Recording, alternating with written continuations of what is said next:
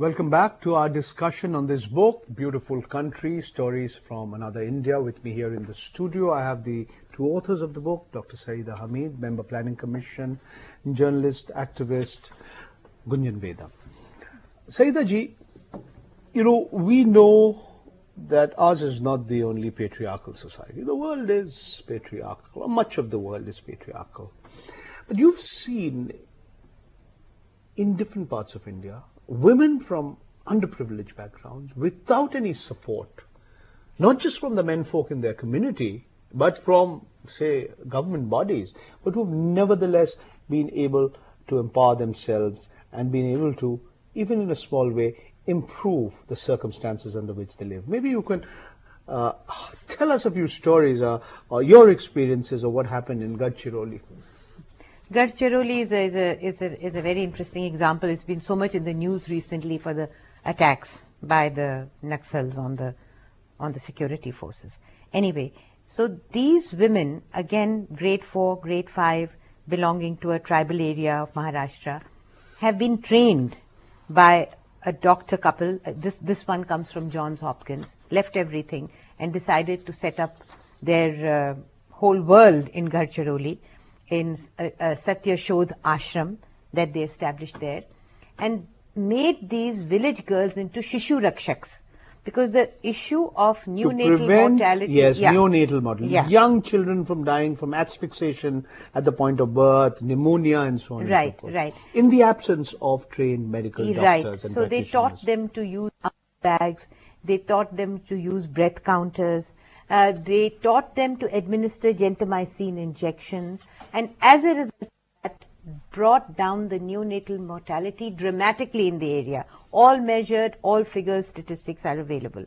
They had the courage to put faith into these who really became Shishu Rakshaks and kept on training them in service training all the time. And was this the example where Dr. Manmohan Singh said that this is the example that needs to be replicated? But tell me, why are these success stories not being replicated? Well, I found out, much to my, initially I thought things could happen fast, but things happen very slow in government. But at least this one experiment, which was called Home-Based Neonatal Care, and it became HBNCC. Everything becomes, digitized. An acronym. So this has now been finally factored in National Rural Health Mission, and it may, by the end of this mission period, it may become the norm across the country. Okay. But at least we can see some results happening. Mm-hmm. Took a long time, but the Prime Minister in his own handwriting wrote on the file, this looks like an experiment that should be upscaled across the country. Gunjan, tell us about the Anganwadi worker in Assam. She bicycled 3 or 4 kilometers to come and meet you, and she was not worried that she was getting below minimum wages, I mean, many people believe that Anganwadi workers, what can you expect them to do when you don't even give them the minimum wages? Yes. And yet she was not so much concerned about her own circumstances, but about the problems that the children she had to take care of were facing because they were not getting food on time. Right. Yes. Jilly Das, that was her name. And forget below minimum wages, she was not getting any wages. She had not gotten any money in over 6 months. And she did not mention this to us once. We got to know about this when we asked her, because as a norm, we had realized in a lot of places, the Anganwadi workers were actually not getting their salaries. And so when, she talked about, she was from a village where most of the, the Masons used to live, and a poor Muslim community, and she was like, kids there don't have food to eat for a year. So she came to tell us about that. And and she was an educated woman. She had studied in Guwahati. She went back because she wanted something for her people there. So I think we were very amazed because not once did she complain. All she said was, please get food for my children. We asked her, well, let's write down your, So she said, I can write. And she wrote her name, her address, everything in a beautiful handwriting.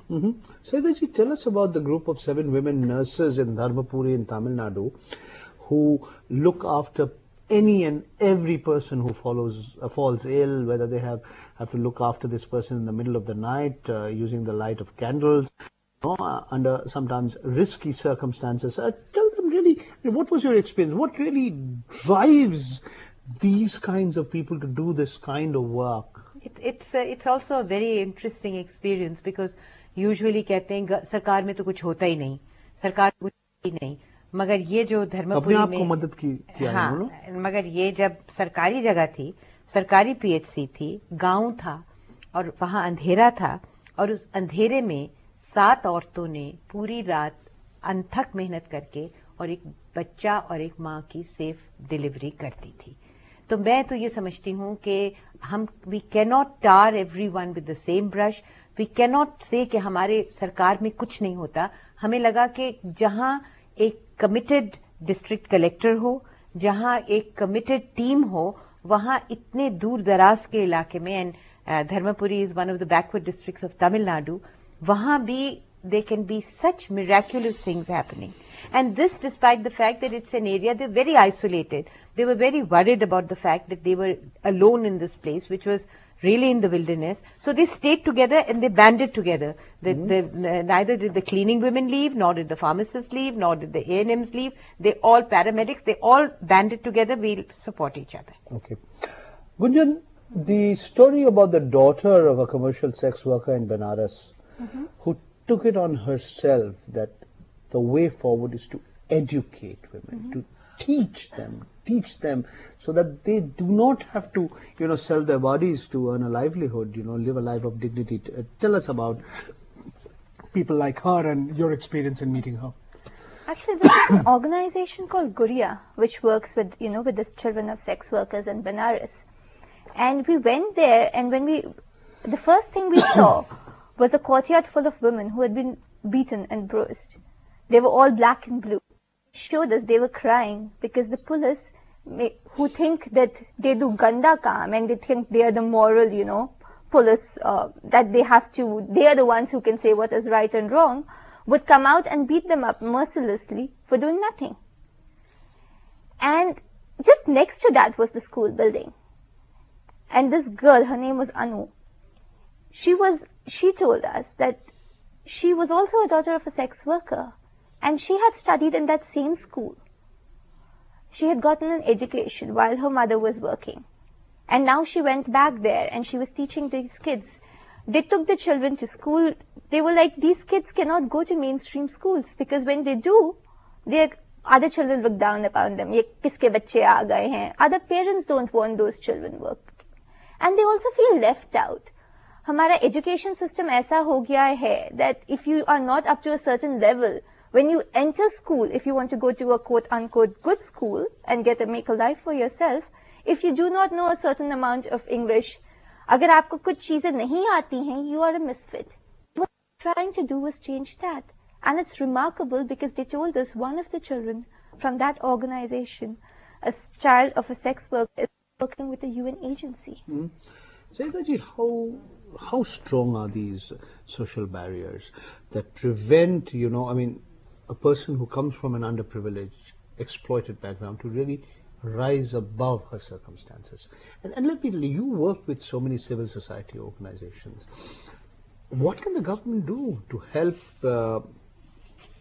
these, I should say they are not just underprivileged, they are not just economically underprivileged, they are also and socially underprivileged. They are in terms of every which way, they perhaps are the most discriminated sections of our society. You're talking of sex workers. That's right. Yeah, I think that whole attitude towards sex work has to change, and there have been a lot of legislations and there have been a lot of amendments. But whether you go to Sonagachi or you go to Shivdaspur Mohalla in Banaras, you find that in Sonagachi there is that empowerment. The sex workers have themselves organized themselves, and in Sangli again they have organized themselves, they have formed themselves in a way that they will not allow the younger generation to enter the trade. But Shivdaspur Mohalla again, in a very decrepit sex workers area, they are not empowered. So the police just comes and brutalizes them. All right. So that is basically, Okay. yeah. You've talked about a number of issues, and I want to take both of you up on some of these issues. I have one last segment in our discussion. I'm going to take a third break, a final break. I want to really know whether people like you, by writing about their experiences, can you make a difference to their lives? Can you change the circumstances? Can you change the social and economic systems?